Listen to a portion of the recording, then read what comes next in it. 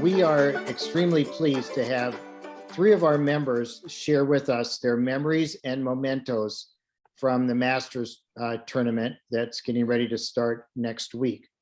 But before we get into the show, I'd like to introduce our current president, Dr. Bern Bernacki, for some introductions and to tell us what's going on. So take it away, Bern. Thanks, Jim. So this is a very special night. This is part of our Grand Zoom series. This is year 3, I believe, and it's very exciting to have the calendar picking up on the first major. And we promise you continuing good programming. We're delighted to have folks in our own society who have world-class materials to present tonight. They'll entertain you, they'll educate you, it'll be great. So I want to take about 30 seconds to tell you all that the Golf Heritage Society 52nd convention in Lexington, Kentucky in October 10 to 14 is well on track. We're about 80% planned. The golf, the program, the banquet are all coming into nice focus. What we really need and what we really hope for is that the members will come, they'll enjoy each other's company, and we'll have the biggest trade show that you can imagine, so we can still lay claim to the largest display of golf collectibles in the free world. So with your help, the membership, we'll travel, we'll gather, we'll have fellowship, and we'll have a rocking good time in Lexington, Kentucky in October. Thank you for the time, Jim. And George, thank you for setting up the Zoom. Take it away. Thank you, Dr. Byrne. The first individual who is going to talk with us this evening is one of our directors, George Petro. George has been collecting for a long time. He was also the subject of another Zoom call, which I would encourage you to go online and take a look at, because the entire call is where George is showing us a lot of interesting things. So go ahead and George, mute everybody and take it away. Let me say that it's pretty clear that memorabilia associated with the Masters, I mean, dwarfs everything else. I mean, there's so much to collect that's cool and personal and fun and big time. Dwarfs everything put together, I'm sure, of all the other professional tournaments. On a personal level, like, these are my Masters tickets, 2000, Tuesday and Wednesday practice rounds, incredible time. I'd love to spend 2 hours just talking about the fun we had there and the $1.50 sandwiches. It was amazing. What I'm going to talk about basically is awards. And, everybody knows about the green jacket. I don't have one. Wish I had one. Don't have one.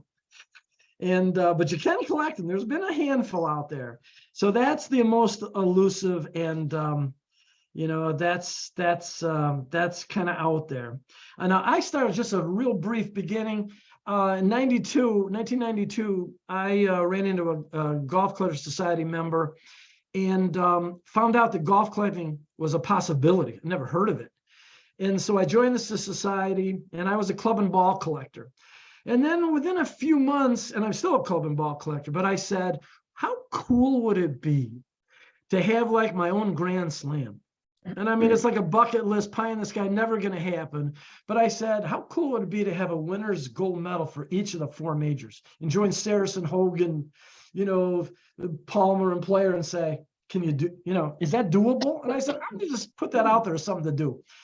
And actually, in a pretty short time, I ended up getting those awards for all but the Masters. And mainly the reason wasn't back in 93, there was literally no one collecting golf medals. So it was a good time to be collecting medals.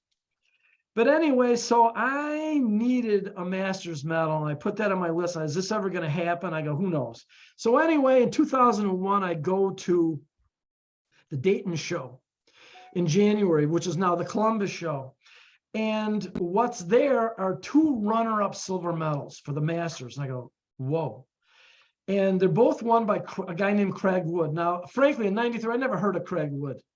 But I'd known that in 34 was the inaugural Masters. I'd known that in 35, Saracen had won the Masters because he hit the shot heard around the world. He made, you know, an albatross double eagle on 15.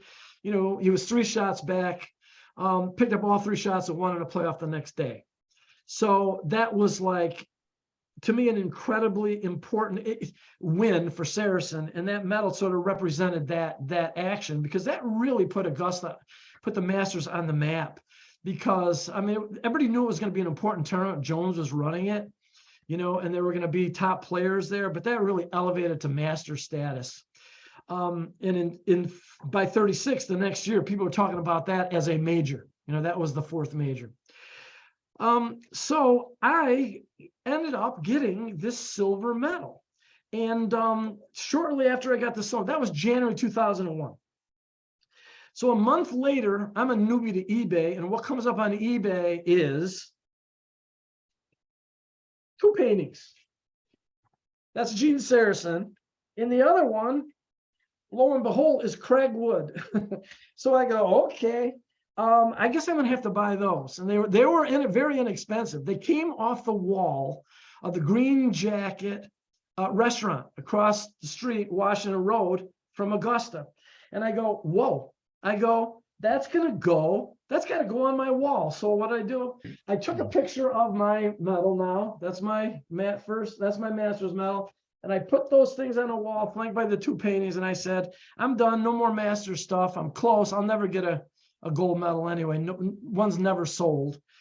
And so I waited 15 years, and up in an auction in the UK, there was a gold medal, and for the Masters. It's the only one that ever come up for sale. And I said, okay, I got okay, that's my slam. I mean, that's gonna be the slam. So I said, I'm gonna just go all out, and I did end up getting it. So here it is. So fortunately, it's a little small. So I'm gonna show you some photos and the reasons that I wanted this. So that's kind of my story, how I got into all this stuff. And it was, you know, it's a crazy route. But Craig Wood was known as this diversion. He was known as the guy who couldn't win a major. He came in second in all 4 majors, either in playoffs or in extra holes. He actually was runner-up in 34. Saracen beat him in 35 with a shot heard around the world. I mean, Nelson beat him in the U.S. Open by sinking a 1-iron for an eagle. I mean, he lost to Paul Runyon in the PGA because Runyon's shot hit a movie tone truck, bounced in the fairway. He got it up and down for birdie on a par 5, you know. So he lost all the majors. Well, finally in 41, Craig Wood won the Masters, and that's why his picture was on the wall. And that completed my Grand Slam, and I was all done. No more Masters collectibles. But the reason I show you this picture is you can see that these first 2 medals look different than this 3rd medal. That 3rd medal is a runner-up medal. That's Mark Calcavega's runner-up medal from 1988. And you can see the one on the right, far right, has the founder's circle, you know, the drive in front of the clubhouse. And that's important to crazy collectors and to museums, in that if you were a past champion and you told Augusta you lost your medal or you donated to a museum, they would let you have another one. And so most of the medals that have sold at auctions and things, winners medals, the majority of them have been replacement medals. And so sometimes you aren't getting the original one that they had. Now, there is an interesting story when you go back to medals, before I get off this medal kick, is that there were no medals in the early years of the Masters. It was only in 1951, well after the start of the tournament, that they gave the first gold medal to Hogan when he won, and they gave retrospectively medals to everybody else that had previously won or come in second. What they really gave was only a check. So what they decided to do, and this is the first actual trophy, that's what they look like. This is the 1938 trophy. It's a wooden plaque, it's got gold bars and it says who won. This is 1938 for Henry Pickard. And he received that then. But even those were not awarded. They weren't awarded until the first year was 1942. So the first few winners got them again retroactively. Mhm. And what I found not long ago, and I think this is really cool, and I've got it sitting next to me, but I'll show you the blown up view. This is the working drawing for making these plaques. And you can see that when this drawing first came up, it said they used as a fictitious winner, some guy named Jones, though it wasn't Bobby Jones. And it was 1941 because they were making them in 41 to give to the 42 and previous winners. And what's so amazing about this thing, and I mean, I love this thing more than the plaque, to be honest. It's got it tells like how big the screw is, how to bore the hole, what the drill bit size is. It takes 13.57 hours to make this thing. And then, there's 1.2 ounces of gold because these are gold bars on a sterling silver plaque. So anyway, that was the first of the plaques. And it was, those were given through 1960. So Arnie has the last one of these, marked 1960. Unfortunately, I don't have Arnie's. I'll have to admit to that one. In 61, so that was through 1960. In 61, some kind of really amazing, interesting things happened as far as trophies and things for Augusta. That's when they made their huge, big Masters trophy. The one that is 4 feet in diameter, weighs 132 pounds, 900 pieces of silver. And that's the permanent trophy that never leaves the clubhouse, that gets engraved with the winner's name and the runner's-up name every year that they hold the tournament. So 61 was the year they started that trophy. They also started what are called the bas relief trophies. And there are a wooden plaque, and you can see they bas relief because the image stands out from the base, and it's now in the image of the clubhouse. Now there were actually two styles of these. The first one this is multiple pieces of silver that was put together just like the big trophy in 61. But the first few years they actually had a different one, a cast one, and they switched over. So from 61 to the mid 70s, they had a solid cast one, and then they came up with this multi-piece one. So that's kind of cool. Now, this particular one that I have was not awarded to anybody. It was made by the guy who actually made the first big one in 61. And he made this in the 90s to give to a future winner.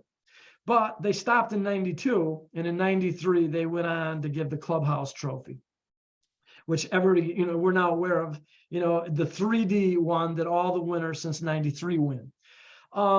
That thing, and I don't have one of those. I got something close, but I don't have one of those. But those are 13 and a half inches in diameter. They're 6.5 inches tall. And they, in my opinion, they weigh about 12 pounds, and the people hold them up, and they're a beautiful, beautiful trophy. Now, everybody since 93 got one of those automatic, and they get one every year, so they could have multiples.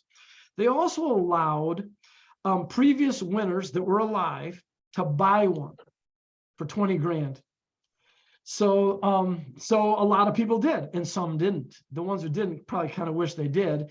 But so Jack was entitled to 6, he bought 4. Arnie was entitled to 4, he bought 4. Gary Player was entitled to 3, he took all 3. So some of those guys took all 3. The reason I mentioned those names, and Gary Player and Sam Snead had asked for 3, and he bought all 3, is that 6 of those trophies that I mentioned have actually been sold to people. Nobody who won one when that's their original trophy from 93 on has ever sold one. But those extras that came later, one of Arnie's sold in 2016 because Arnie lent it and sort of trusted it over to a museum. They fell through, didn't use it. The museum sold it and got $444,000 for it. Didn't make Arnie's people too happy, but because he would have liked to have had it. Gary Player's son sold a couple of his, 2 of his. Gary has 1, but he sold the other 2. And that actually sold, this is not about prices so much, but those things are so rare, Players tournament. That one, what the Gary Players that sold in 2021 did $525,000, and a collector convinced one of the previous winners. Nobody knows who it is. I have an idea, but we don't know. And that one also sold for $525,000. So those are they're up there. They're not quite green jackets, which have blown the walls off, and they're very tough. But So those are gettable by some rare air people, and I'll never have one. But that's the history of those. I do have something close. I was lucky enough to come up with this. It's not 12 pounds. Let me see here. I can kind of hold it. It's like 40 pounds, but it's a replica, which is, let me set it down. I did drop it once. That thing is made just like the big trophy. Now, it's not 4 feet, it's 20 inches and 40 pounds. It's not 132 pounds, but it's a pretty cool display item, and it's not worth what the players' things are worth. But that's my example to have, with my stuff. Those are most of the things that you could win. There's also the silver boxes. And in the beginning, they were called cigarette boxes, and then they just started calling them silver boxes. This is not an Augusta national silver box. It's a placeholder. I've got it on my shelf because I want to talk about this stuff, and I don't have one. And I had a few chances, but they're pretty high-end, expensive. This one, though, is from Augusta Country Club. Now, that's not Augusta National Golf Club. So anyway, but they gave boxes away too. And the boxes were given from 54 through 92, they gave boxes. And they're really beautiful if you've seen them. I've seen them at Arnie's place and Jack's Museum. The top of those boxes has an engraving of the clubhouse and the grounds around it. The sides are all players' names, participants' names, probably people who made the cut. And on the front of the early boxes, it had the winner in the middle, flanked by Bobby Jones' signature and Clifford Roberts' signature. So they're really beautiful.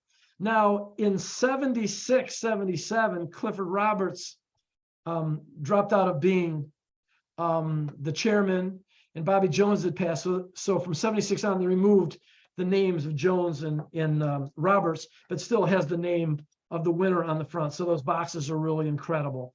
So that's basically what they gave the people through the years. So what did a winner get? What does a winner get now? As all you know, they get a green jacket. They get a gold medal. They don't get the boxes anymore because they're not given since 92.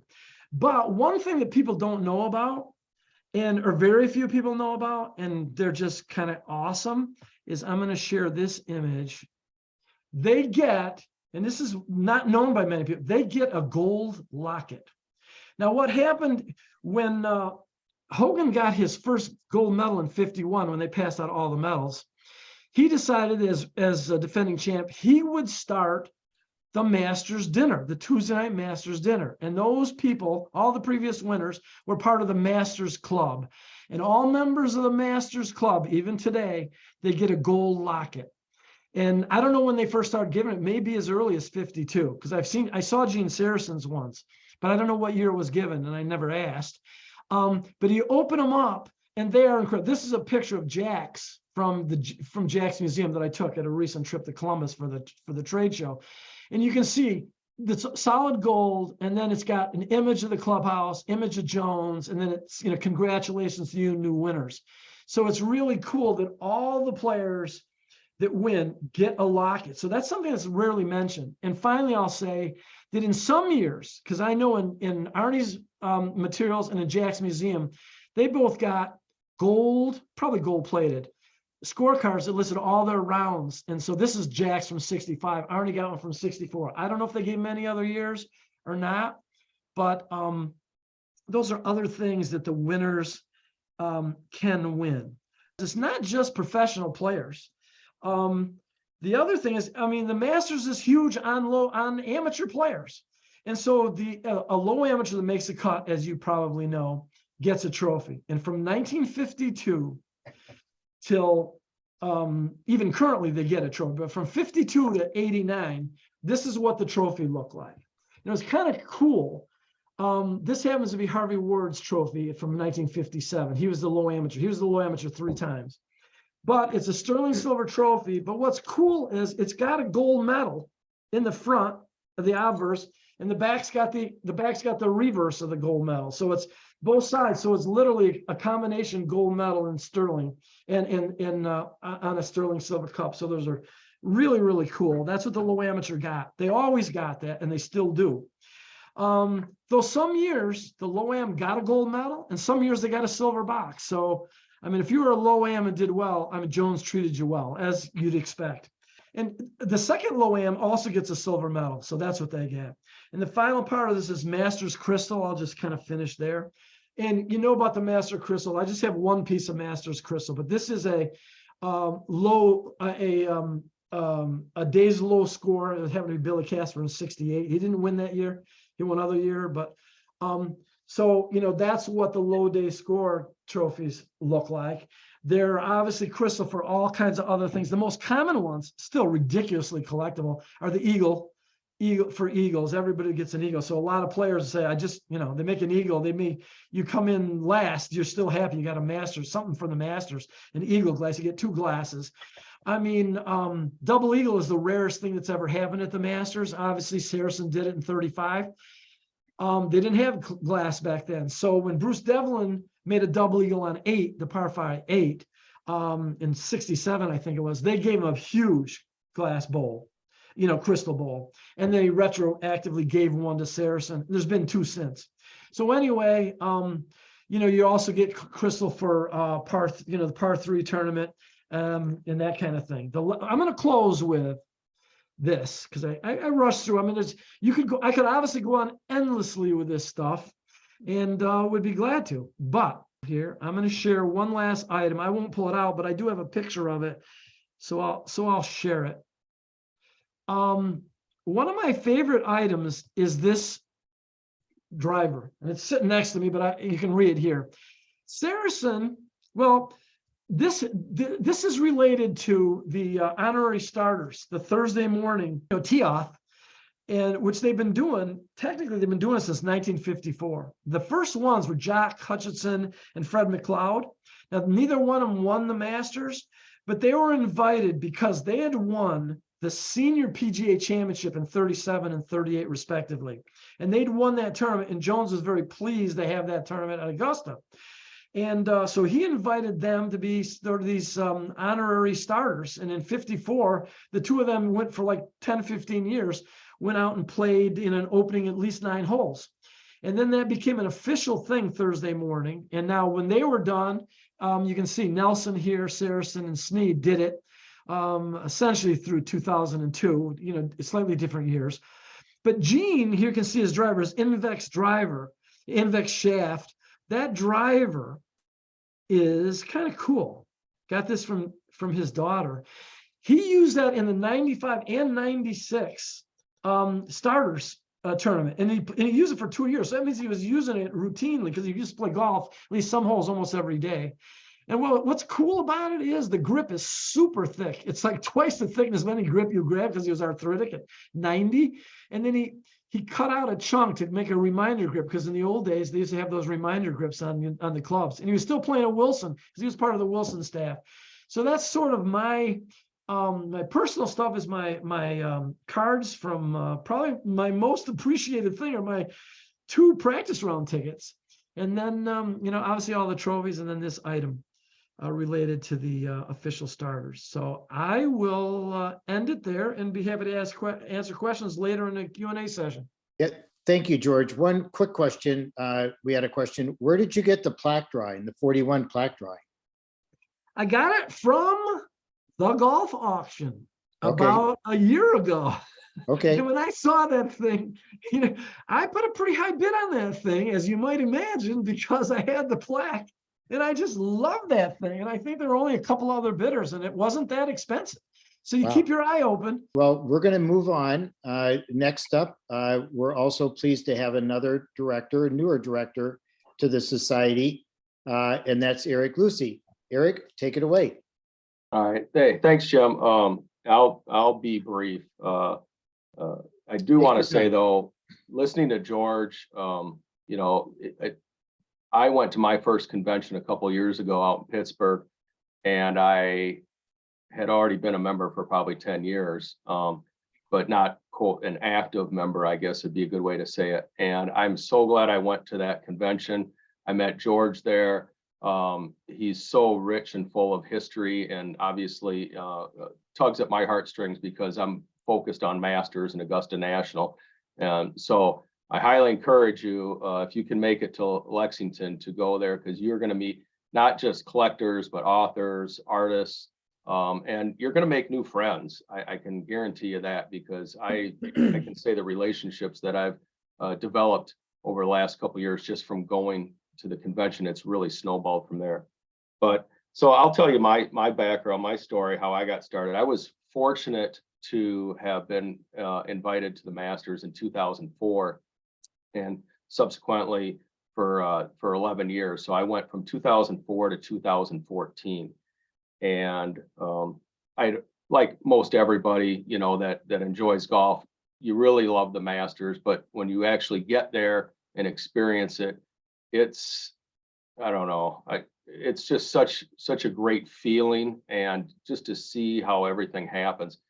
And, you know, originally I was just keeping, you know, because I wasn't a collector, you know, I was just an admirer of Augusta National and the Masters and the history of the game, and particularly Bob Jones and everything that it stood for. And so I would keep like the Spectator Guide. Okay, here's a couple examples of Spectator guides. Here's one from 1950, and I think another one from 1974.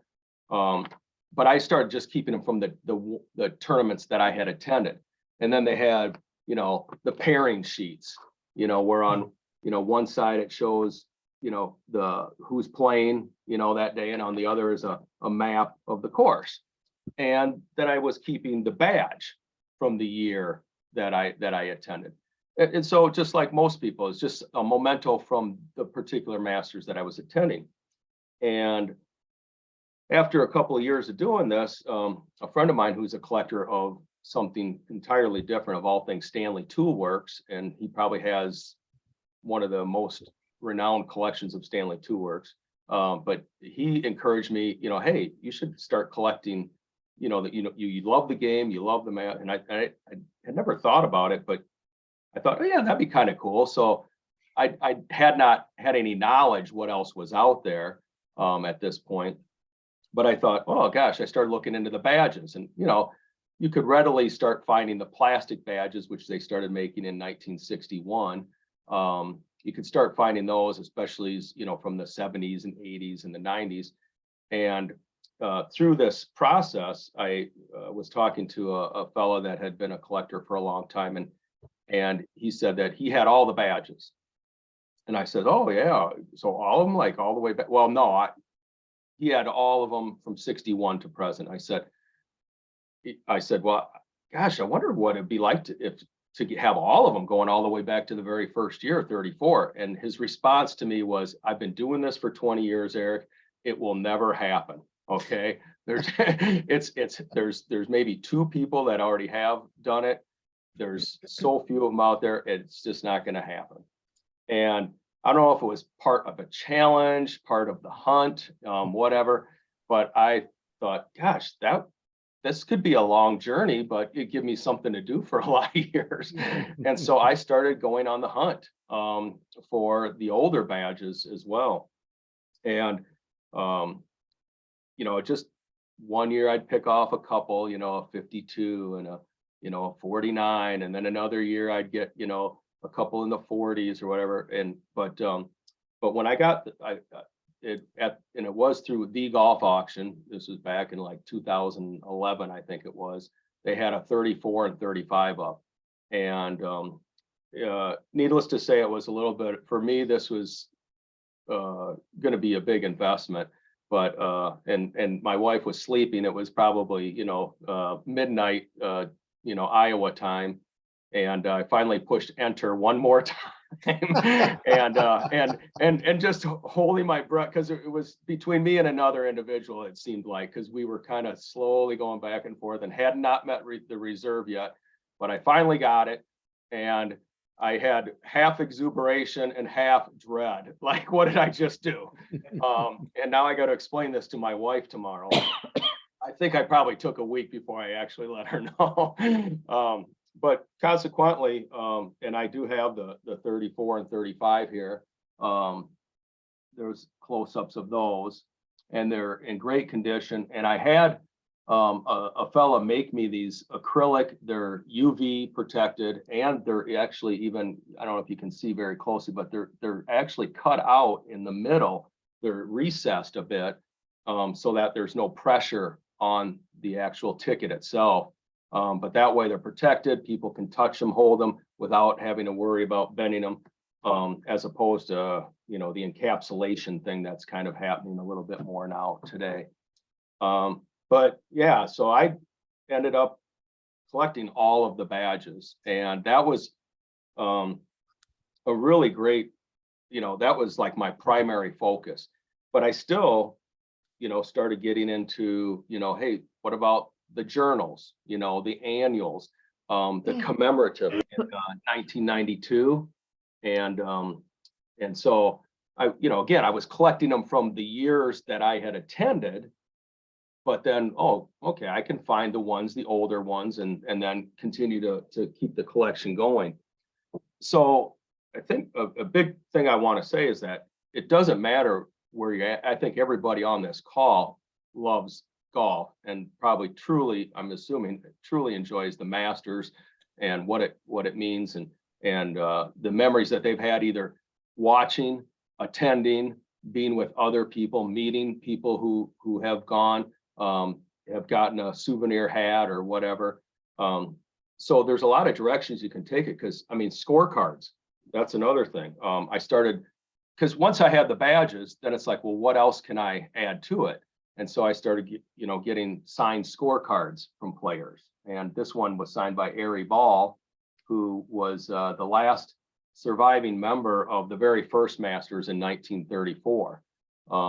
So I have several of the champions signed scorecards. He did not win, but I like that one because was there for the very first one, and I don't have a Horton Smith signed scorecard. So, and then I was at how I took this collection just to another level for myself. I was never an autograph seeker, and I still don't consider myself an autograph seeker, so to speak. But I had met at a practice round Ben Crenshaw. I was wearing a 1995 Masters hat, and that somebody had given me, and he saw it during the practice round. He walked over me because I was on the back of the green on the ropes. It's a nice hat, and we talked for just a bit, and then I asked if I could get a picture. I should have got a picture of the two of us, but I didn't think it would be appropriate because otherwise everybody else would want to do it. So I just asked if I could quick take his picture. And it was a really cool picture because he had a blue sweater and a blue shirt, you know, and the blue sky behind him and everything. And I thought, I wonder if he'd ever sign this. So I got a hold of his secretary. She said, absolutely. You know, I said, hey, do you think he'd sign my Masters badges from 84 and 95? And she said, oh, sure, send them along. And so these were the first two badges that I got signed by Ben Crenshaw. And after I got those, I thought, geez, I wonder if any of the other players would be willing to do this.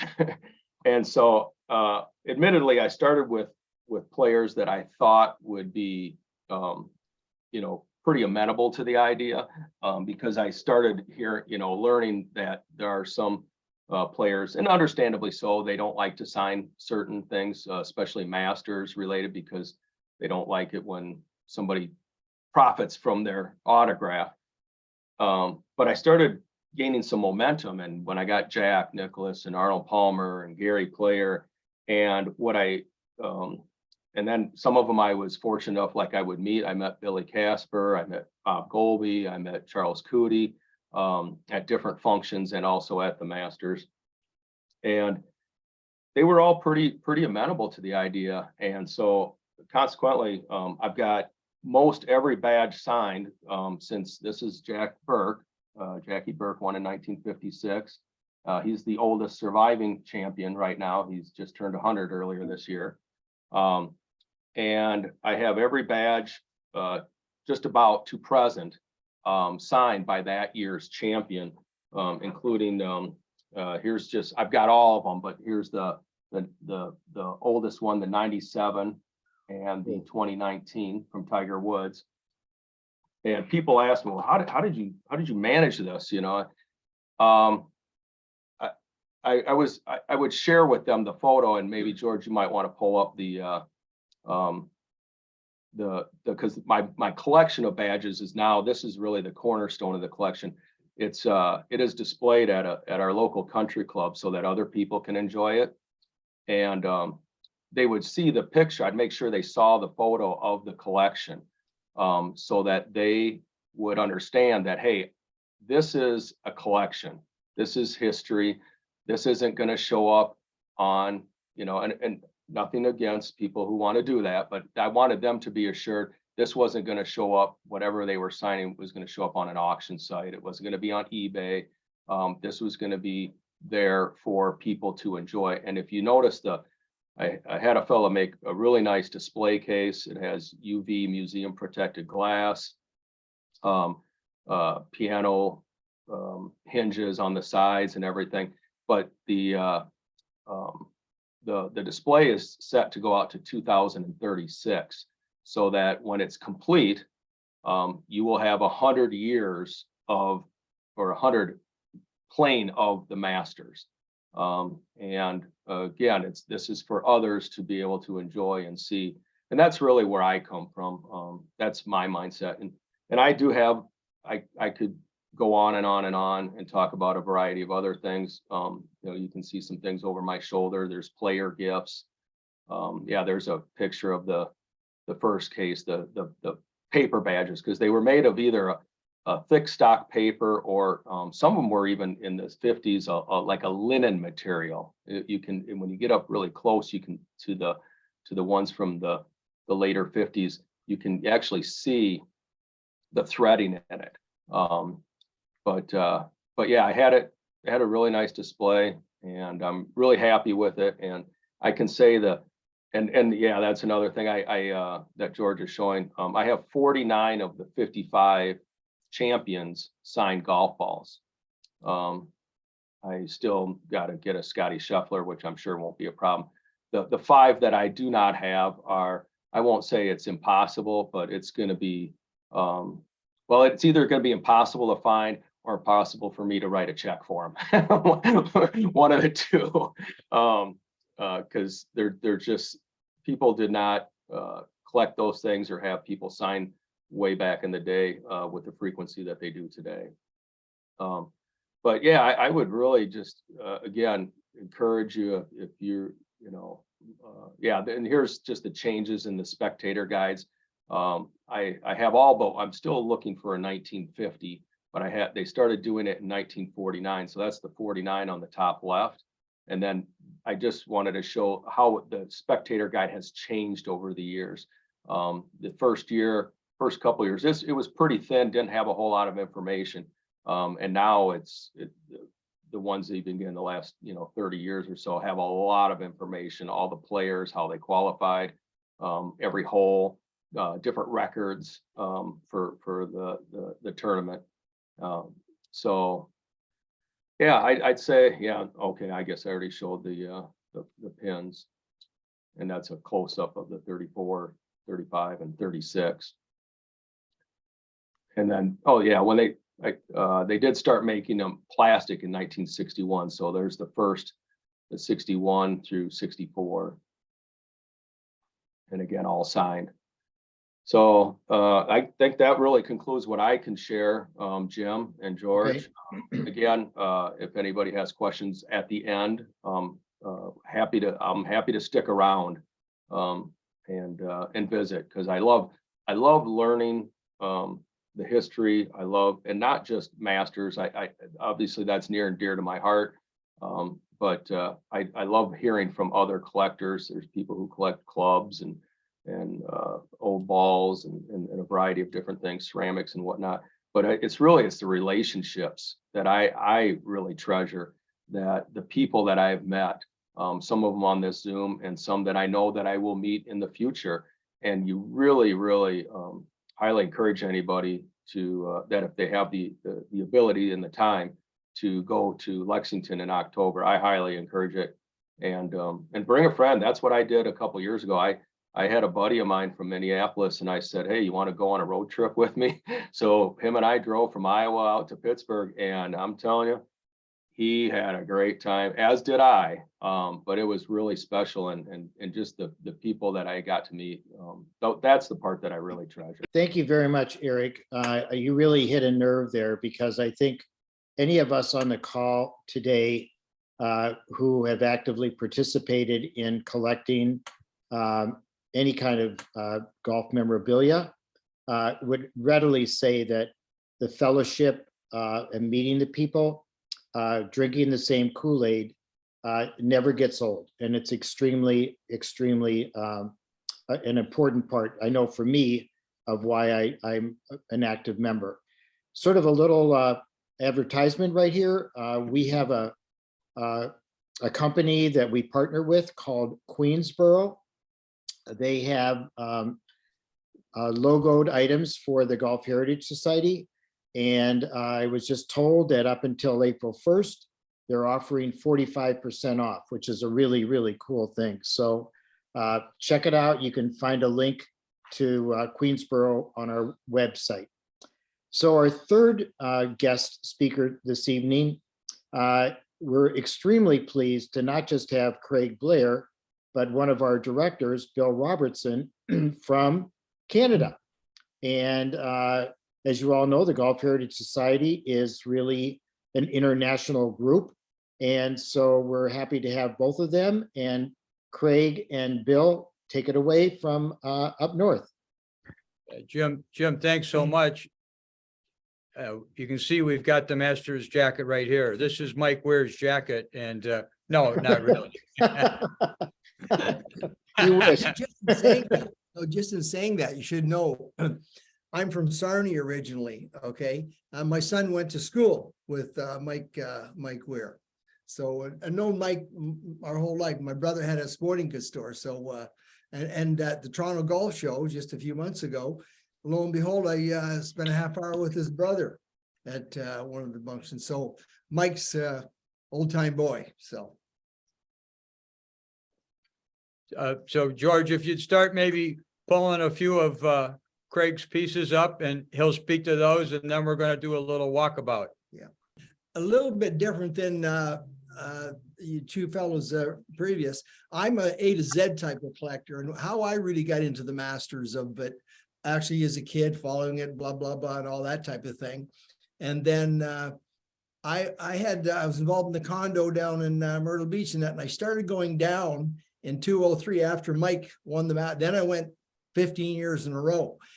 And the second year I was down there, I'm down one of the antique places, and I collect, as you can see here, A to Z, not just folk set.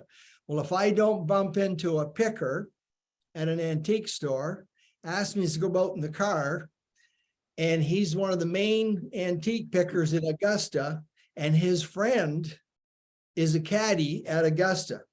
So this is where I started getting stuff from, and obviously I'm into the badges and into the flags, and I'm into getting things signed by everybody at the different courses. But I ended up with cutlery, private glasses, silver pots in the pans and stuff, and so I would just collect from the plates to the glasses to what obviously all the flags and that type of thing. But my major thing into what I got tied into the Masters down at Myrtle Beach, won't go a long story. We got involved with an artist, and we decided, and I'm more than anything, I'm an Arnold Palmer guy, right? From my parents to followed his whole career for whatever. Put together a deal with Arnold Palmer Enterprises, sent him his the US Open, the British, and so on. And Arnold Palmer, for sure, after meeting him, chose his favorite win is the 64 Masters, walking up to the last of the. So we put this together, and then I did a signing with him on a special G clays and stuff. And from there, got to actually know Mr. Palmer quite well. He has signed over 200 pieces for me. And that's where the whole master things became on a special event for me. Another short story, but it's still it's again, more Arnold Palmer. my dad and I used to share the putter. And eventually, when Arnold did a charity event in Canada, I got a picture of him signing the putter. And when I brought it to, I took it right to Augusta to show him. And I mean, that gentleman would spend 15, 20 minutes with you and maybe because of the business thing I did, but I really, really got to know, and we'd talk about what he liked about the Masters. And so it was amazing how I got involved with Arnold Palmer and the Masters. Right there, I believe those are Blazer badges. So Yeah. I've got the old, I've got 3 or 4 of the old type of badges, the yellow ones, and I would get that from I'd actually get that from some of the members from the caddy that works at Augusta. He would work there, and then he'd work at the gentleman brought it up, the Augusta country club as well. Craig, what was the item that you said that was really rare? The mug or something? The green? Oh yeah, I've got a set of 4 mugs. There you go. And I told him it was a picker, and it was that's how I would get stuff that, like, I got bags of coffee and sugar stuff with of course Augusta National on it. So that's pretty well as far as in the Augusta thing. That there's an interesting book. Yeah. This is Sam Snead, Byron Nelson, and Jack Burke. A nice piece. There's another thing interesting. Watch, when Mr. Palmer would sign the Masters flag, he says, Craig, why don't I write down, okay, the years I won? And same thing if I'd show him a British Open. Oh, why don't I write down? Oh, I got to tell you a little story of Arnold Palmer, very important for me. He would, the 2 times, tears in his eyes. I brought a picture of his first win. I got it. I don't know if Bill showed you the picture. Anyway, it's Winnie, and he's holding the golf ball. In fact, he got so upset he couldn't even finish his autograph. He said, how did you get this all together? And I'm a bit of a photographer, so I would blow things up. And just before he did that, I had an 8x10, and there's the Winnie Palmer reservation in Latrobe, okay, for the wildlife and so on. He's where on earth would you? I said, no, these are pictures I took myself, Mr. Palmer. And he'd look at it and I'd duplicate one. I said, no, I'll send you one. He's written me on stuff. And the other one I got a nice picture of the 3 guys in the big 3 in their jackets. And I put that down in front of him, and he says, oh, like, this is a good one. But here's the best one. Some of you guys remember Bill Geese. Remember, Bill passed away a few years ago. And was a pro. I unroll the PGA, and it's that traditional picture of him and his father looking down in the 60s, I believe it is. I roll it out, and he go, where on earth did you get this? You're not small. Like, how did you get this? And I said, well, I says, I know, the gentleman, Bill Geese, out of Ormond Beach, outside of Daytona Beach, because he does charity work for you at the St. Jude's. And he says, oh, Bill, yeah, I know Bill. I know Bill. Well, he's looking at this picture, of course, with his father. And I've got it all laid out there for him. And he starts talking. He says, how important this is to me? He says, yeah, I want you to protect it. And I said, when I get it all framed, and when he's going to go to sign it, when Mr. Palmer really, really wants to sign something, he'll go like this. He'll get ready. And I should show him the picture. When he signed that, he looked up, and his eyes were just full. And he said, you take care of this. You take care of this. And another thing, a little final on my G. Clay. Actually, it's his daughter, and I forget who else actually take his choice, him, Doc Giffen, and himself. And then when they decided this is the one we'll do, which was the 64 Masters. And he's putting it, and he was so happy with the G. Clay that turned out. And I gave him, he's put one up in Bay Hill, and he said, Craig, this is the one I'm the most proudest about and happiest about. He says, he signed this, and he says, I love it. I says, I just love this. Of all the artwork that I've ever got involved with it, I said, I love this. And he says, I'm going to put this in a very special place. And through me going down in Myrtle Beach, I would stop in at Latrobe, and I got to know the girls, Debbie and Gina, quite well, and they're 20 plus years. And about 3 months after that, Debbie calls me. She said, Craig, like if you walked into Latrobe, where his office is, you'd walk into Debbie first. That's the receptionist and such, and his office is over there. He says, you won't believe what we just did this morning. Mr. Palmer came in and said, take all the pictures down out behind you, Debbie, and I want you to put that up that Craig Blair sent us. So when anybody since 2000 and about 13, maybe 14, 13 and a half, if you walked into the Latrobe building, okay, you want to see Mr. Palmer, you'd be looking at the picture that I put together with the artist of Bill Purdom. Craig, we're gonna do a little quick walkabout now for somebody that is a collector and wants to look at some things that are a little more, I'm A to Z, so. and this is gonna be the A to Z, so. Show the president now, over here. That's Ford. Yeah, there's Jerry Ford and Arnie. And here we go over here to some of the plethora of masters memorabilia and artifacts that Craig has. I Really mean, expensive, ain't sugar. yeah. And over here, as you can see, all things masters all over the place. So quite the collection. And then like Eric, he's been collecting and has laid out on the table all of these programs from so many years.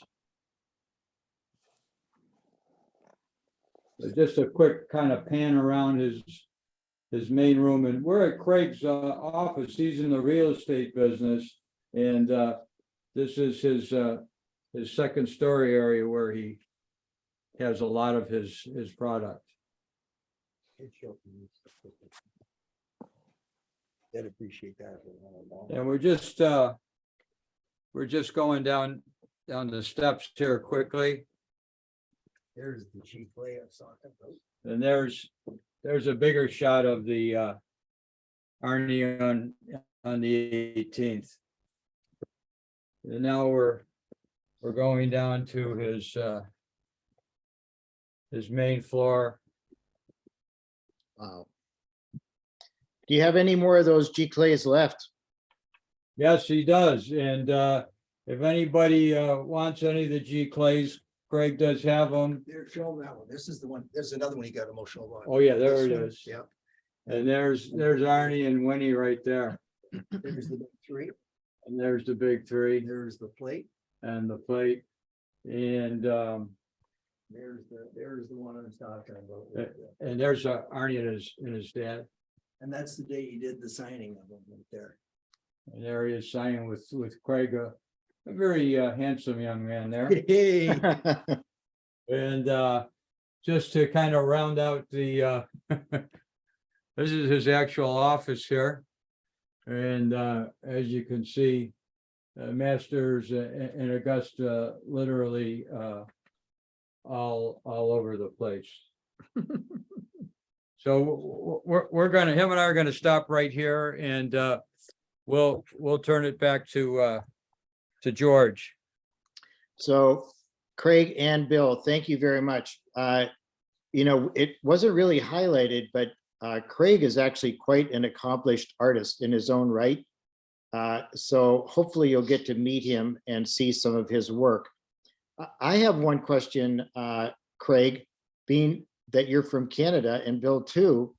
Do you not have anything from George Lyon, one of the Lyon golfers of Canada? I no, the only thing is like clubs and a few things like that. But as you know, the United States invented the salesman, right? You are the marketing people. You are the marketing people of the world. And back in the day, okay, when they just didn't do it. I've researched, and I'll find all kinds of clubs and even when I go to some of the clubs, I've even taken that I feel will say Thornhill or Rosedale or the big clubs or the championship speed. And I said, oh, this belongs. Oh, good story. Thornhill.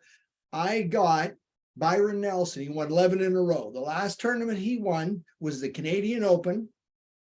I eventually found a sign, Canadian Open, $10,000. I went to them. Okay. I actually was going to give it to them first.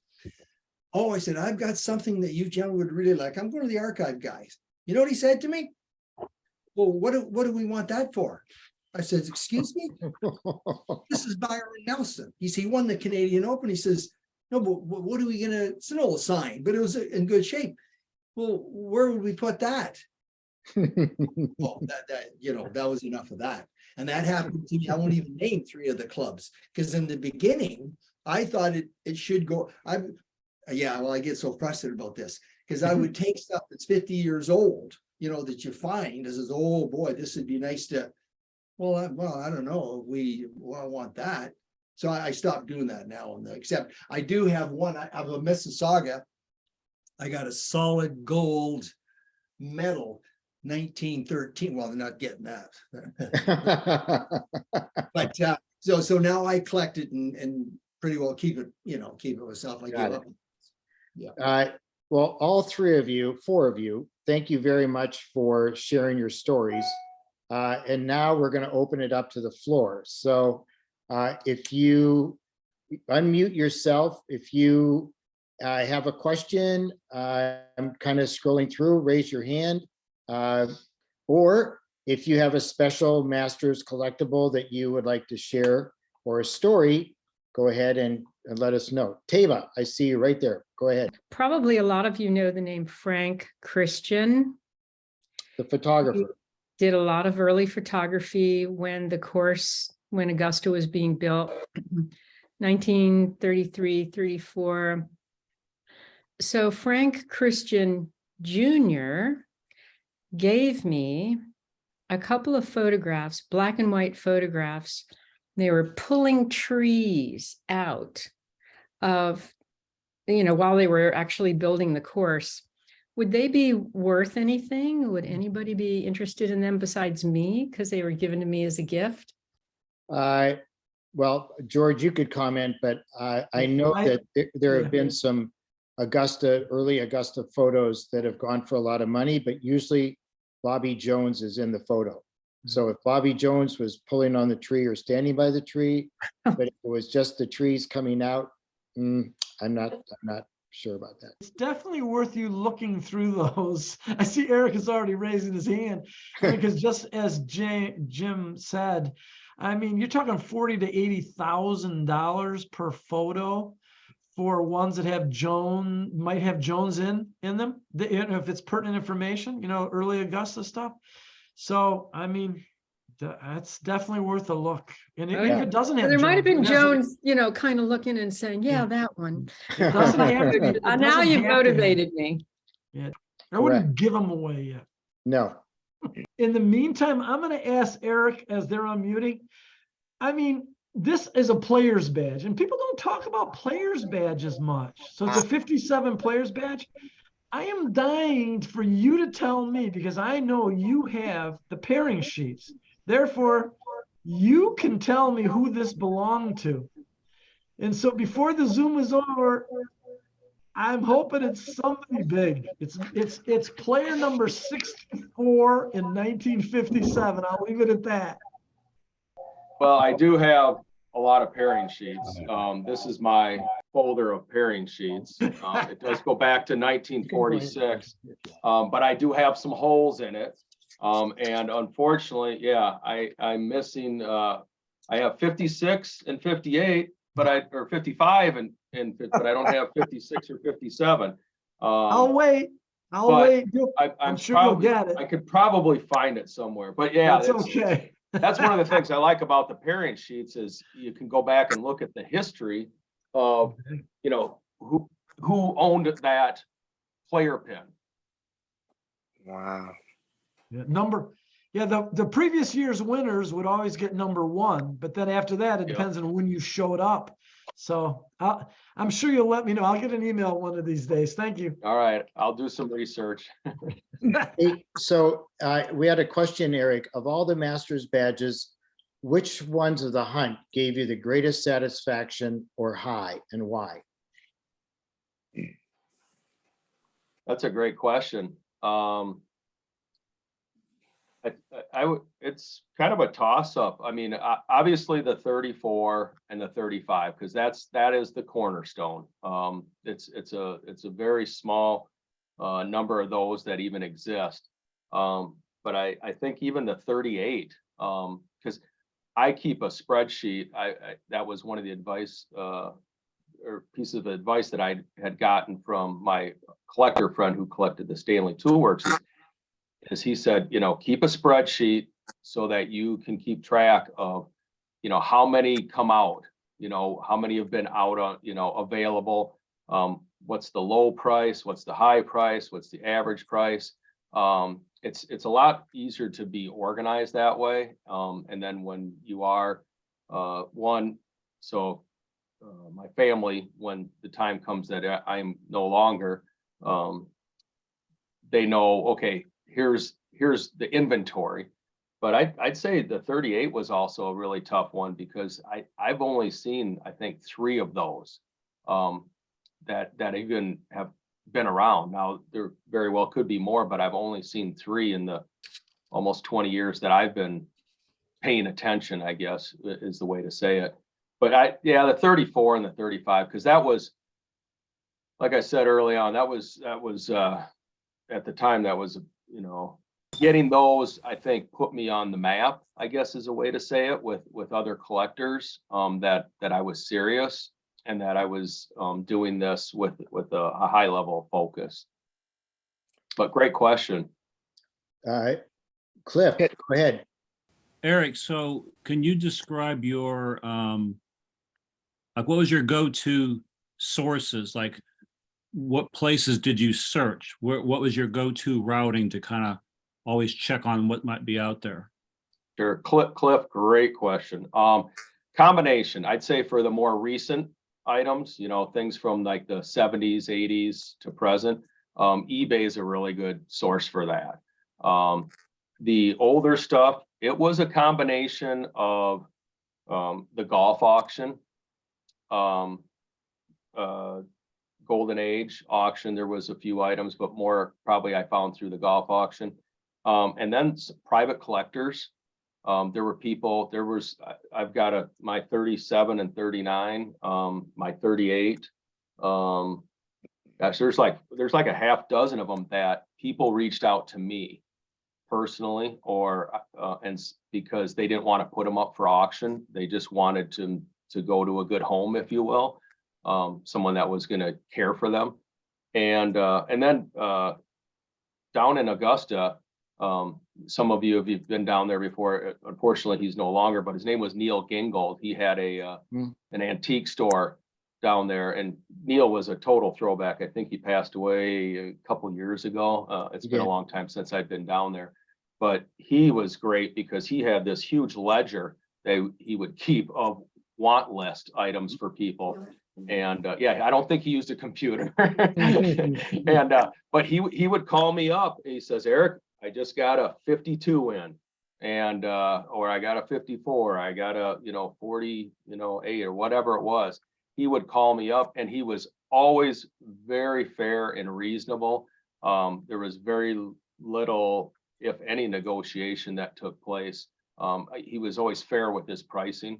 So it was a combination, but I'd say for people, for the more, and then not the badges, well, I should say the recent badges, stuff from the 2000s, the 90s, even the 80s and some of the 70s. Some people just gave them to me. They had a dad or a friend, an uncle or whatever, or grandpa that had them, and they wanted them to go to a good home. So a couple of my golf balls, my Tiger Woods and my Ben Hogan golf ball, those were signed. A fella reached out to me. He was downsizing his collection, and he found me through the Golf Heritage Society. I'd say that's another really good source. by being a member of the Golf Heritage Society, I had people reach out to me because they heard that I focused just on Masters and Augusta National, and I wasn't a reseller. You know, I was a collector / historian, if you will. And my Ben Hogan and I've even said to some of the things that people have either A, given me, or B, sold to me at a very, I was like, you could sell this on auction for 5-10 times what you're asking me, you know, because I want to be fair. And they're like, I want it to go to a good home. So it's a combination of things. George, you've got a, No, that isn't me. I don't know who that is. Bill Robertson. That's Bill. That's Bill? Bill having some fun. I'm gonna have to kick Bill completely out of the Zoom if he does that again.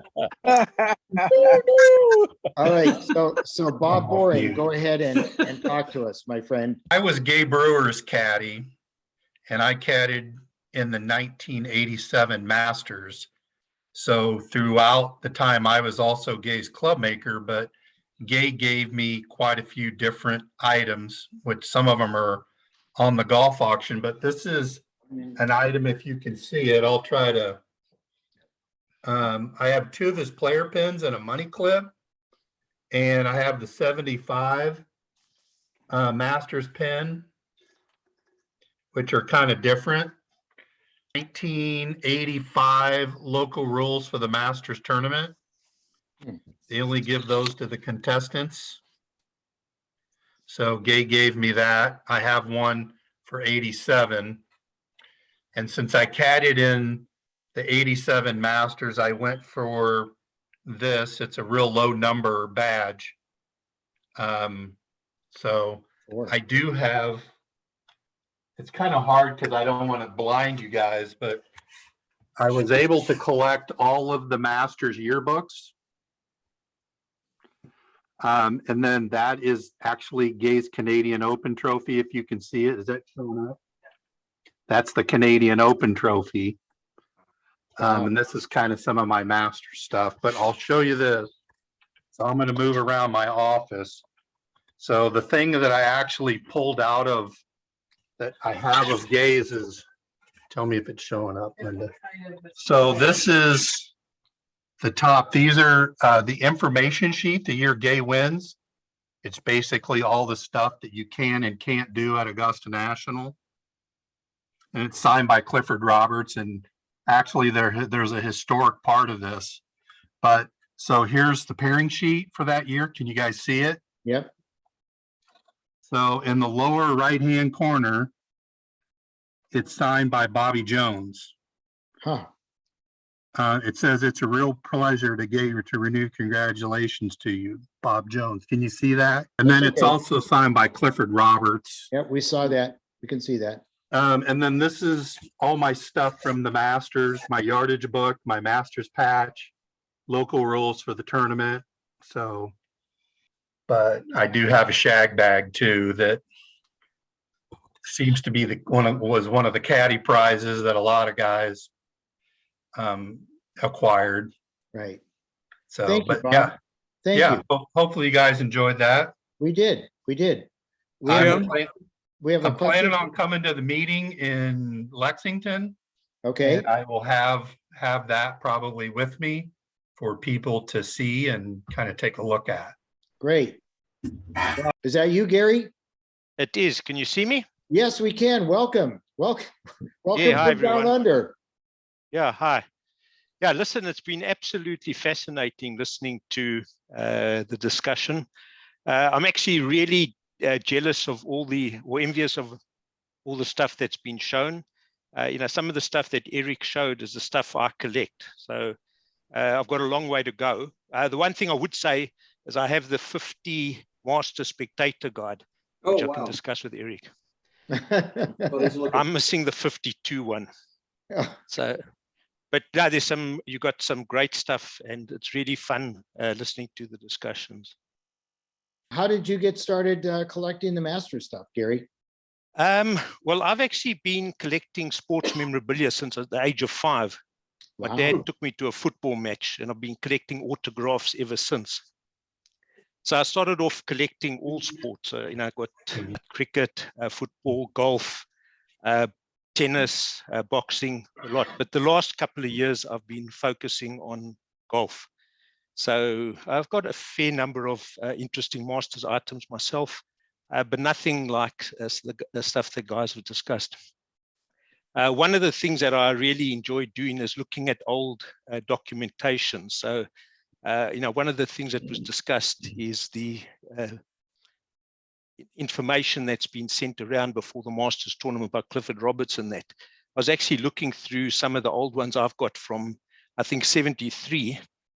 And in that pack that was sent out, it was fascinating to see a telegram that was sent from a number of congressmen complaining about Lee Elder not being invited to the Masters. And then the response from Clifford Roberts. So you find a lot of interesting facts when you delve through those items. There's also one, I think it was from 51, where they actually were talking about spectators on the 12th hole. Now, I was never aware that spectators ever watched the Masters from the back of the 12th hole. So I'm not sure if that ever, or how long that lasted, but I've never seen that before. Okay. Right. Anyway, right. so yeah, thanks very much. I've really enjoyed the session.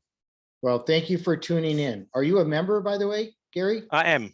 I Okay. joined a couple of years ago. Unfortunately, COVID has put paid to travel plans from Australia. And I Right. was intending to come this year, but unfortunately, I have a family commitment. But definitely would like to try and attend from next year onwards.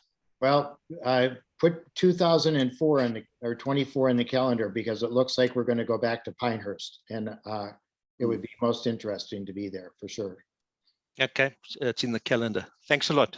Mr. Capers, past president, fire. Jim, just one of those crazy things that happens after my mother died. Dad remarried, and turns out the woman that he married had a farm in New Hampshire, which was next door to Gene Sarazen. Huh. Through that, I got to meet him, and it dawned on me that I had a 1935 cashade envelope from Augusta National. It's unfortunately, I should have picked it up. It's in a safe deposit box because it is signed by him with a letter now inside of it saying, yep, I signed it, so it's legit. It's just one of those unique little pieces to have on the year that he won the tournament. Wow, very cool. Very cool. Hey, Jim, this is Bern. Yes. Another link to the Sarazen family and the Masters fame. We will be in Lake Sunapee, New Hampshire at a golf event July 29th at the invitation of David Webster, right across the street from that old farm that John Capers just referenced. And that clubhouse is loaded with Gene Sarazen memorabilia. So we're going to gather there, and maybe we'll do a Zoom from there or something fun. Oh, cool. Cool. Any other questions? You probably may have noticed, if you were paying attention, that I now have my official GHS logoed cap on. Remember, check out Queensboro before April 1st, 45% off. It's really good to promote our society, and they've got shirts. They have a vest that I wear all the time. So kind of check it out. Anything else that you can think of? Jim, it's Bob Geddes, if I could. Go ahead, Bob. Just want to mention I'm calling in from the Poconos, and this is Art Wall country. So one of my favorite collectibles from the Masters is a signed scorecard, a signed master scorecard by Art Wall. I don't have that to show, but I do want to say, with all the people on the call, if anybody has 2 tickets for any of the tournament days, I'm very interested, and I would do a road trip with our son to do that. But my opportunities have been in the 80s. I went with the company I was with at least 3 times. We went on the Wednesday, the par 3 day. And my recollection is that this collectible, which is hard to see, it's the plastic ball marker, Augusta National, and I have several of them. So my recollection is that they had boxes of them on the course in the 80s for people to take as a free souvenir. And I thought this would be kind of cute. The time I had a chance to go to one of the practice rounds, we went to a place called T-Bones. So if you've been to the Masters, you might be familiar with that restaurant. This is from 2011. I took it as a souvenir. The T-bone steak, the 18-ouncer was $24 during the 2011 Masters. So not all the things are expensive, but I would say, of course, if you get the opportunity to go, that's when you get some of the treasures right there when you're at the course, of course. So Correct. that's all I had. Thank you. Thank you, Bob. Anything else? Okay. Hey, Jim, Go ahead. back in the old days when I was a lot younger and drove a 1969 VW Bug, if some of you remember this, I would leave Charlotte at 3 a.m. and drive all the way to Augusta, which is not that far, a few hours, pull in the sand parking lot and right up to the little huts where they used to sell practice round tickets for $4.50 or whatever it was. And I would take a nap, then get out and have my 35 millimeter camera and about 8 rolls of film. And my first Masters that I went to was 1975. And this is, you probably, let me see if you can see it. This is my visor, which weighs about 30 pounds now, something like that. I used to wear this into the Masters every year, and I would buy one of the pins outside of the gate or whatever. And a few years ago, one of the last time I was down there, I had an Arnie's Army pin, a button on, a vintage one, a small one. And I had my camera, vest, and all my rolls of film and all that stuff, and this visor. And of course, as soon as I walked in, the Pinkertons swarmed all over me and said, we'll have to put a sticker on your hat. I went, okay, that's fine. And they said, oh, you can't wear that button. I went, what button? They said, that Arnie's thing. I went, hey, it's his last Masters. And they said, well, you still can't wear it. You have to put in will call. I said, whatever. Long story short, I went in, of course. So this is the visor. Arnie's caddy went down and put his bag down. I think this was a Monday, and put his bag down on the 16th green. And I took a picture of it with my 35 millimeter camera. And then that afternoon, I went to a local drugstore and had it blown up. And on Tuesday, the next day, Arnie signed it for me. So this is a special thing for me. This is one of my favorite things that I have in my on my wall in my golf room. A 1958 pairing sheet, Arnie's first win. And but in 97 or no 99, I got back from the Masters, and I said, wow, I spent almost the entire day at number 12. I went down in my studio, our studio, and I said, you know, I can probably make a sculpture of this hole. And I've never been a sculptor or anything like that, but I went out and bought some clay, and I went to a railroad store and bought a bunch of railroad stuff, like little bags of stuff for trees, model train trees, and little people and all that stuff. And then I came back down to my little studio, and I said, well, I'm going to start making this sculpture. And I said, I'm going to make it a lamp out of it. And my ex-wife said, a lamp? I said, yeah.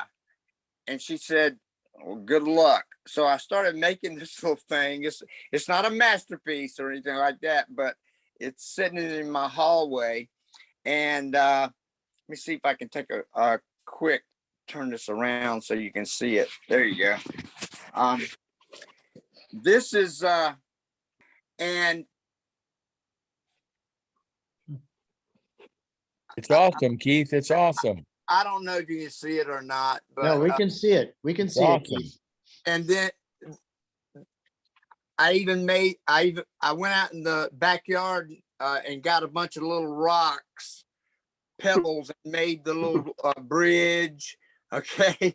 Oh, And Um, and then I took a popsicle stick and took a X-Acto knife and made the little benches, you know, the famous benches there. And then when I was in the model railroad store, they had a bunch of little people. And I went, well, where are the golfers? They said, golfers. And I said, never mind, I'll just get these. And so I got these little gentlemen sitting on the thing. Okay. And of course, this is what the lamp looks like in my hallway. Okay. very Like cool, I said, Keith. it's not a masterpiece, but you know, it's kind of special. And by the way, the little trees are sticks that I picked up in my backyard, and I put Elmer's glue all over the little sticks and then stuck that stuff all over it, including the little azaleas and all that. But you know, yeah. Anyway, that's it. Very cool. Thank you for sharing that, Keith. You're a Thank you. genius. So anybody else? Hey, Jim, this is Bern.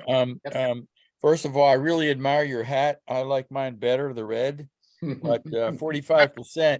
I'm going to get the GHS underwear and everything. But I had the pleasure of being at the Masters exactly one time in 2007. And everybody knows how meticulously cared for it is. I actually had the distinction of finding a dollar bill on the ground, but I also had the observation that I found absolutely no leaves on the ground. So I found more dollar bills on the ground than I found leaves on the ground. And I'll leave you with that honest truth. Oh, very good, Bern. I'm a golf professional from Springfield, Missouri, which is the hometown of Horton Smith and Herman Kaiser, 2 Masters winner, and obviously Payne Stewart. And after listening to all this, I used to think I was crazy. Now I know I have a family of a bunch of masters-in-laws. So that's what I'm going to call these people, master-in-law relatives. But I've got 2 quick stories. Horton Smith came back to Springfield in the 30s, and he was playing around at golf at Hickory Hills Country Club, which is where Payne Stewart grew up many years later. A guy caddied for Horton. He was a young boy, about 12 years old. His name was Charlie Talley. And after they were through, Horton took him out to his car and said, Charlie, I'll give you an option. You can either get paid or I'll give you a putter. Well, wow. Charlie Talley took the putter. Charlie Talley had the putter for, I don't know if you can see this, but Charlie Talley had the putter for almost 70 years and wrote a letter about how he got it from Horton Smith, and he played with it and he gave it to me. And it's a Spalding Horton Smith model putter, and means a lot that somebody like Charlie would do that to me. That's the putter that was given to Charlie Talley when he was a young boy, and he wrote a letter telling me all about the whole story about Horton Smith giving him the putter. And here's another one. Horton Smith was the golf professional at Oak Hill in Joplin, Missouri. He actually applied for a job in Springfield, but the guy running the golf course said, "You're too young, go get some experience and come back." Well, Horton went on the tour, and in 1929, he won 5 tournaments, I believe. And in Joplin, Missouri, at the Connors Hotel, they had a banquet to honor him because he was called the Joplin Ghost. So the mayor was there. They gave him the key to the city. And during that night, and this is verified in the Joplin Globe newspaper, they gave him a Guerin pocket watch. The Guerin pocket watch was the equivalent of what a Rolex watch would be today. Well, I have in my right hand, if you can see it, I'll try to move it around. I'm not sure you can, This is the pocket watch that Horton Smith got from Joplin citizens, and it's engraved on the back, to Horton Smith from your Joplin friends, February 20th, 1929. Wow. And it's the same watch that Charles Lindbergh got from the Guerin Company after he came back from flying across the Atlantic. So this is his watch from 1920.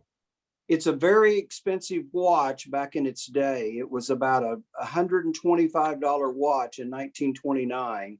And I don't know that you'll see it, but there's the back of it that has the engraving. I'll turn the front around. That's a little bit better picture of it. Yeah, we can see it. Yeah, it's a beautiful watch.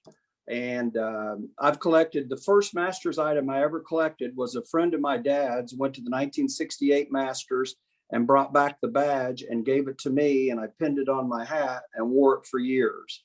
So I'm kind of like Eric. I've collected as many badges as I can, and I'm from present day to 1961 is where I'm at. And I'm looking for a 1962 Spectator guide, and that would complete all the Spectator guides with my badges. But I've enjoyed tonight, and I hope I haven't bored you with my items here. Oh, no, Thank you very Thank you. much. Thank you for sharing, Rick. Come to the convention. I will be there. I will. Anyone else? I'd No. like to add one little second to for people who want to know, there is a 1934 ticket, which is, there's only a couple. So, for Eric to have any is insane. But one sold about a year ago that was signed, had a couple of signatures on it, sold for $600,000. That's pretty good. Yeah. Yeah, George, I saw that ticket in person in, I think it was 2013. I met the fellow that owned it. We had hooked up somehow, or because when you have a 34, when you have all of them, there's only a couple of people that have it, so you end up connecting. And he brought it to the Masters and showed it to me in person. I would call that, though, that's the holy grail of the 34s, because Right. it's a series badge and it's got a lot of signatures on that. So it's Yeah. A GHS member originally had that, and I know he sold it. I can't remember when, for 50. And 50, he yeah. he sold it for 50. And so, Yeah. it's like a lot of things, but those are incredible. Let's face it, there are a lot of people want Masters badges. And with good reason, they're awesome. So Eric, that brings an interesting question. So I know the modern plastic badges, they have the series badges, and then they have the daily badge, practice round badge. So starting in 34, was there also a series badge and then individual paper ticket badges for each day? Yes, yeah, they had them for Monday through Sunday. So they had, because they even had, in some of the early years, they had they would have a long drive contest. So they did have daily tickets, and then they had a series. And there was one point where I thought, oh, maybe if I could find a series for every year. But it kind of came to the point of, like, you know what? If I have, there's probably not that much difference in the value between a daily one and a series one for those older ones. That could be debated, I suppose, but I just felt like, hey, I'm really happy that I've got a ticket. So I'd say probably a little over half of mine in the paper ones are series, but some of those ones in the 30s, there's a couple that are like a Tuesday or a Saturday or a Sunday. Okay. Awesome collection, man. I see Bob Muir. Bob, tell us do you have a favorite Masters piece you can share with us? I have, I picked up not long ago a runner-up medal from 1972. That's a significant year because Jack Nicklaus won in 72, but nobody knows who's finished second. And one of the guys that finished second, there were several actually that year, maybe three, was a guy by the name of Bobby Mitchell. And I have his silver medal. And to me, I like it. I like it a lot. I think it's cool. It's very much like the gold, except the color and the content. But it's a cool piece, and I got it from the Mitchell family. And he won the Players Championship, I think, in 1972 or 1974. So he was a little bit of a journeyman, but he also won a few tournaments, and he played on the senior tour as well. So I like silver medals. They're pretty cool. Mhm. Thank you. Yes, Cliff. Yeah, I sent this to you in a chat, Jim, but I'll just read it to the group. I was curious if the group had an opinion on what is the oldest book about the Masters. I know that like Tom Flaherty wrote a history in the 60s, and I think Furman Bisher's book came out in the 60s, and Clifford Roberts had his book in the 70s. But I was wondering, does anybody know of any earlier books than those that was written about the Masters, kind of like a history of it? Anybody know anything that's older than the 60s? Going back that far? That's a really good question, and now you've given me something to think about. Yeah, I like to collect. When I was with, I'm an editor at Golf Digest. When I was an editor, I was overseeing our library. And we had Okay. like 4,000 or 5,000 books, and I can't recall one that was written prior to the 1960s. Mr. Capers has his hand up. Cliff, I think you're right. Those are the first two that talked specifically only about the tournament. Okay, that's my memory. But I was curious. This group probably would know if there was. There's nothing sooner than that, or earlier than that. Okay, cool. I'll share one story and then we can go ahead and close it off. But I went to high school in Latrobe, and one day Arnie came over and gave an exhibition, which was amazing. And from that moment on, he became a personal hero. So when I heard that he was going to play his last Masters in 2004, I moved heaven and earth to go down there. So I was there, Eric, when you were. And I looked for him on Monday. He wasn't around. Well, that was the day that everybody was filming him and he was doing interviews. But I caught up to him on Tuesday, followed him all around.